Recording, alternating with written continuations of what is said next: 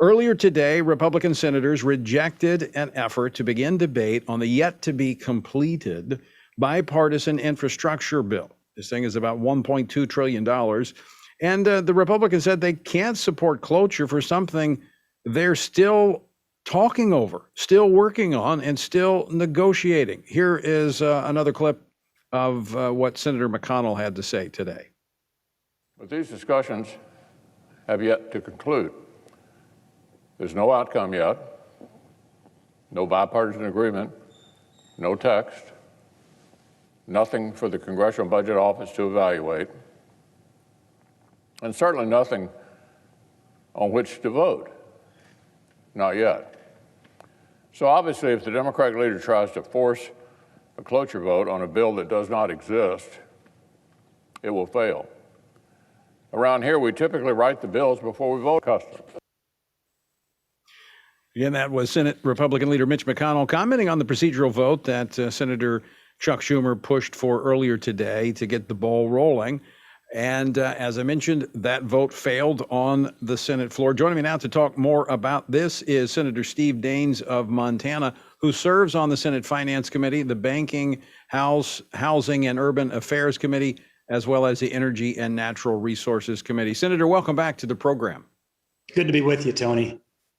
It was kind of like deja vu back to Obamacare, where Nancy Pelosi says we pass it, then we'll decide to read it and find out what's in it. I mean, but this wasn't even created before Chuck Schumer was pushing forward for a debate on the bill. Tony, it's just remarkable how reckless and irresponsible the Democrats are being since President Biden was elected. It started off when they moved forward, shutting down the Keystone Pipeline, opening up the southern border, and we're starting to see the consequences of those decisions. But in this case, on this bill today, there's no text. There's no what they call pay for. In other words, how are they going to pay for this $1.2 trillion? Nothing has been firmly developed. So you saw every single Republican vote no, say no. We have no business proceeding even with debate on this until you actually have bill text to debate. But the bottom line on this, Tony, is this is just the warm up. This is the hors d'oeuvres for the main course the Democrats are salivating over. And that's the $3.5 trillion. That's with a T, this bill that Bernie Sanders is the primary architect of, that will not only be reckless, massive spending, massive tax increases, massive increase to the deficit, massive effects on inflation in our country. But that's what they can't wait to get to. If there's something the Democrats do really, really well, that is they know how to spend and they know how to raise taxes. Now, President Biden, and I'm not quite sure where he is today on this because he seems to change his opinions and walk things back, but he had said he's not going to sign this $1.2 trillion infrastructure plan if he doesn't get Bernie's $3.5 trillion. So even though they're two separate bills, are they still being viewed in tandem? Well, that's what it appears to be, Tony, very much in tandem. So add that up. $1.2 trillion is step one. Take $3.5 trillion, that's step two.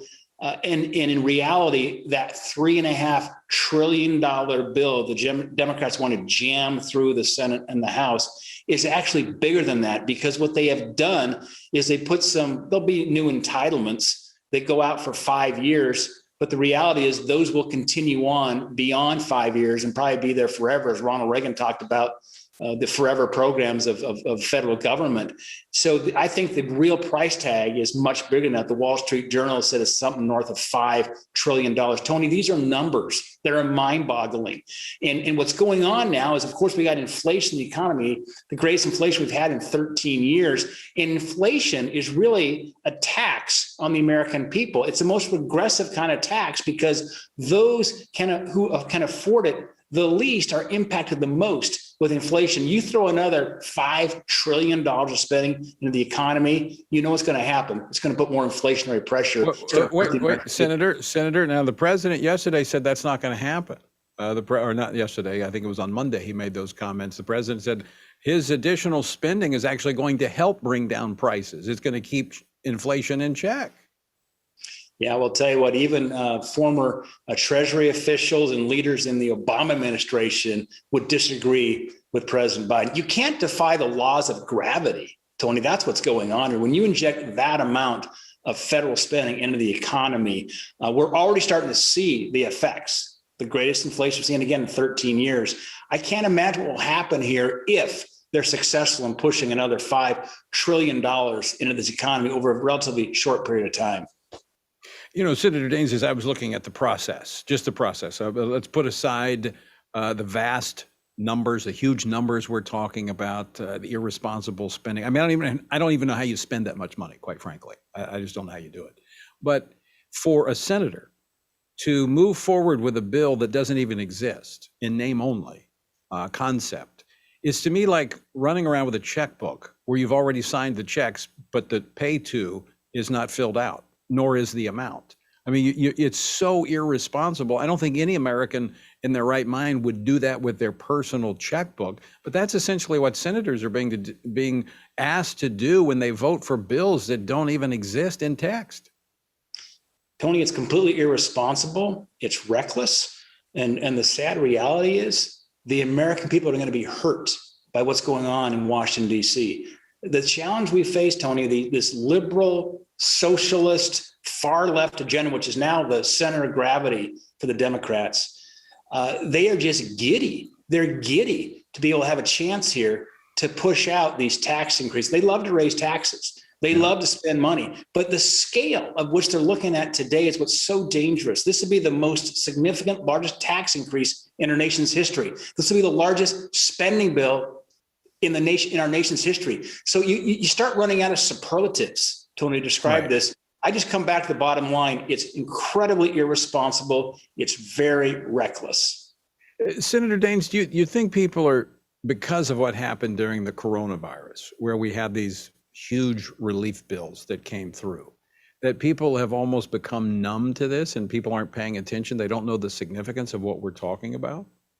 It's almost as if Washington, D.C. has become desensitized to the scale of these numbers. Remember, right after President Biden was elected, Nancy Pelosi, Chuck Schumer, and President Biden pushed through on a purely partisan basis another $2 trillion COVID relief package, which was not needed. We still had $1 trillion of unspent funds from coming out from the last year. We did not need to push another $2 trillion out the door. The Democrats did that solely on a party line vote. So you had that $2 trillion. You got $1.5 trillion now up at the plate at the moment. $3.5 trillion more on deck. Tony, these numbers are mind-boggling. I'll tell you who's cheering right now. It's the Chinese. Yeah. They're watching what we're doing. We're unilaterally disarming in this country by raising taxes to make us less competitive, pushing jobs back overseas, creating inflationary pressures, which really shrinks the paycheck of the American people. These are dangerous times. This is recklessness by the left. We must do everything we can to stop it. And by the way, it just takes one Democrat to stop this, just one. Because they'll pass this purely on a 50-50 kind of vote. If one Democrat stands up, has the courage to push back, we can stop this. And that debt that we're acquiring with this massive spending is like shackles on not only on our economy, but from a standpoint of national defense. We've only got so much money, and it makes us vulnerable in many ways. I want to get to the Protecting Life on College Campuses Act, because you're the lead sponsor in the Senate. You were at that press conference that I played a clip of earlier of Chip Roy. Describe for us why this is, this is about. Yeah, well, I was so proud to be there with Congressman Chip Roy and Congresswoman Mary Miller. She, by the way, she's a mother of 7, a grandmother of 17. And we stood there standing on behalf of the most vulnerable. These are called chemical abortions. What that means, it's pills. It's 2 pills that a young woman can take. They're dangerous. It induces an abortion. And by the way, Tony, 7% of the women that take those abortion-inducing pills need some kind of surgery. So it's very dangerous. Here's what's going on. California now is pushing that says by 2023, all colleges there and universities in California have to offer these abortion pills. This basically is turning our college dorms and our colleges into abortion clinics. This would stop that. What it would do is it would say, hey, if a university does this, you cut off their federal funding, because what happens in crazy California can start to spread across this country. We want to stop it. We must continue to protect all life, no matter how small. And we've seen that fact, that reality, that what starts in California does not stay there. Senator Steve Daines, always great to talk with you. Thanks once again for your